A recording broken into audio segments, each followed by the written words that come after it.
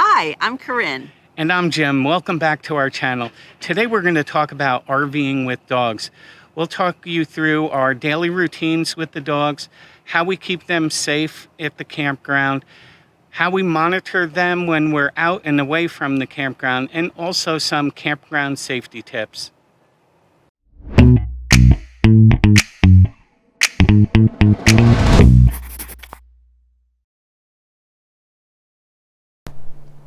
For daily life, we like to walk our dogs at least once a day, but we also spend a lot of time outdoors with them. And so we have this X-Pen set up, and this is actually 2 X-Pens. And we created this shade cloth, using the shade cloth to create both shade for the dogs, but also, more importantly, privacy. Because I don't know if your dogs bark, but ours like to. They're little barkers. So we ended up putting them in here a lot when we're sitting out and relaxing. That way they get to enjoy the outdoors as well. Another thing for daily life is we always have harnesses on our dogs. There's a couple reasons. First of all, it helps us get them in and out of our RV easily, because that way we can safely, because we have to bring them down steps and we don't want to fall, we don't want them falling. So we have that. We also have a name tag, so we have what their name is and our number, in case they ever got loose. Hopefully that doesn't happen. The other thing I want to point out is that we have two harnesses. This is our daily harness, which is just a soft one that they can sleep in and everything. But we also have a heavy duty one that we do for use for travel days, and we'll show you that in a little bit. So for the dog food, we like to keep them in something that's very secure, is not going to get any kind of pest in them. These are very nice. These are made, I think, by the company is called Gamma 2. They're called Vittle Vaults, and they come in multiple sizes. They even have sizes that are bigger than this, because I know people who have dogs are going to need, big dogs are going to need more than what we need for our little dogs. But this one, we have 2 of them because we have 2 different types of dog food, but I like it because they turn, and then they're really secure. They hold a lot of food. This works. One of our dogs has a special diet, and then you just close. It's actually not that hard. It's just that my angle is kind of little, but it's nice because then they're secure. And this one holds like a whole big bag of food. I think like a 32-pound or whatever the biggest one is. So we really like it. We travel with these. We move these into our closet when we're traveling, but otherwise we keep them, easily accessible during the when we're stationary. But we really highly recommend these. On travel days, we have to switch our harnesses. This is our travel harness, and we have 4 of these. These are made specifically for traveling in a car, or obviously any kind of motorized vehicle. They are adjustable, and they have, you can see they're really heavy duty, and this really clips into the piece that's already attached. This is a kind of a handle that's already attached to our seatbelt. Because we all look the same, we can't have different colors. We've indicated with their initial which ones they are, which I don't know. It seems silly, but you don't know how much time it took us to figure out which one was for which dog. So this is Sierra.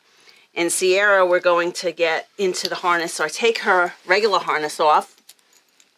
And this is our daily thing if we're going to be traveling. So we pull that off her. And then this is Sierra's because it has an S. And then we just put it on her. Put her little leg through. And then these are a little tricky, but they go up this way and then they secure. So this seats are really secure in there, and that way we don't have to worry about dogs running around. If, God forbid, something happens that we have to slow down real quick, or something opens, and sometimes it does, we don't have to worry about a dog getting hurt. And then Sierra, because she is Sweden, we put her in the middle. We have to separate our dogs based on who gets along the best with who. And then they just go into this class. The thing that we like about this also is if in an emergency we had to take this off, we would just take this off the seatbelt, hopefully quicker, and then we have something that we can hold on, and we can escape with the dogs if we had to. This would help us hold them.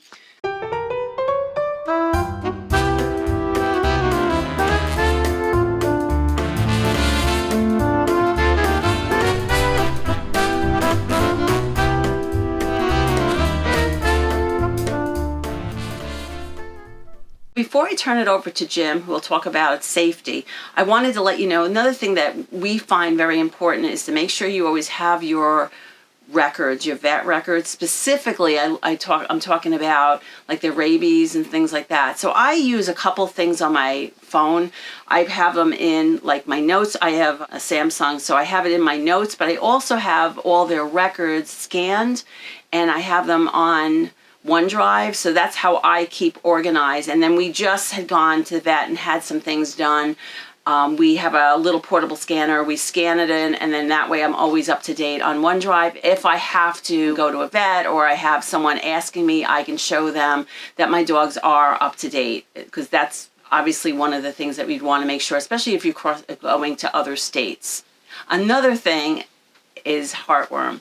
In Arizona, we don't have to worry about it, but because we're going to be traveling to multiple states, we want to make sure that they are protected. So we had a 1-year shot given to each of them, and that way we don't have to worry about it for the next year. And we will be in places that have higher rates of heartworm, and that's one of the last things we want to have happen to our dogs. So I would also recommend that you think about that based on where you're traveling. Hi, I'm Jim, and before I get on to how we monitor our dogs while we're outside of the RV, I wanted to ask you, if you found value so far in the video, please like, subscribe, and hit that bell so that you're notified when we put out new videos. And also, if you have any tips or comments on how you travel with dogs, please leave those in the comments below for others to see and so we can learn from each other. So, how do we monitor our dogs while we're away? We use Blink cameras. So these Blink cameras are by Amazon, and they serve a couple of purposes. One, we can set these up anywhere, and we usually crate our dogs while we're out. And we put these in front of the crate. It has two-way video, two-way audio, so I can see the dogs and I can also talk to them through this little camera.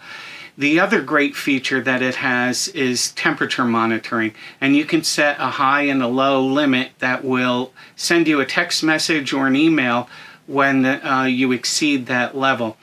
We use it just about every time we go out. We'll do a quick check when we first leave the campground to make sure that everything's good, nobody's barking. We don't want to leave if there's barking dogs and be a bad neighbor. And then we'll check multiple times when we're out. If we need to, we'll talk to them, but most of the time we're pretty quiet and just monitoring. The other thing that we do is we turn music on in the RV. And so what the music does is it sort of deadens the noises that they may hear from outside that gets them excited. And we put it loud enough that it's not a disturbance to the neighbors or to the dogs, but they seem to really like it. There's a usual track that we play for them all the time, and they do very well with it. The next thing I wanted to talk about was campground safety, and it primarily with loose dogs. And we've experienced a loose dog bite our dog last year. And while your dog may be the best well-behaved dog off of a leash, you just don't know how it's going to interact with other dogs out there. And now our dogs are kind of spooked by it, so they bark if they see a loose dog. And it was just a bad experience. The owner, while the dog was jumping on our dog, saying, "Oh, don't worry, it doesn't hurt us, and it's very friendly," but it did. It took a big bite out of her. The second safety tip is, don't walk up to a dog and assume that it's okay to just pet it. Ask the owner first, because sometimes the dogs can be spooked and you don't want to end up getting bitten or antagonizing them at all. The last thing I'll leave you with is, please pick up after your dogs. A lot of dog owners seem to either be talking and they have those long leads and they don't realize that their dog is doing their business, and they leave deposits all over the campgrounds. And campgrounds are pretty strict about it, and you just don't want to create a bad atmosphere. It's already hard enough to find campgrounds that are friendly enough to dogs. This just makes the situation worse. My recommendation is, 1, pick up after your dog. 2, if you see somebody else's dog, don't go to the office and complain about it. Speak to the dog owner, because if you go to the office, they're going to keep hearing dog complaint, dog complaint, dog complaint, and the way they'll resolve that is by not letting dogs be allowed at that campground.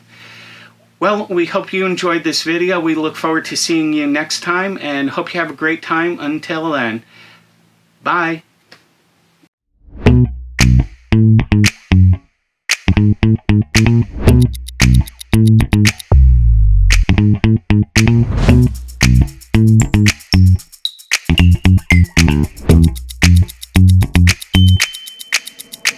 Thank you.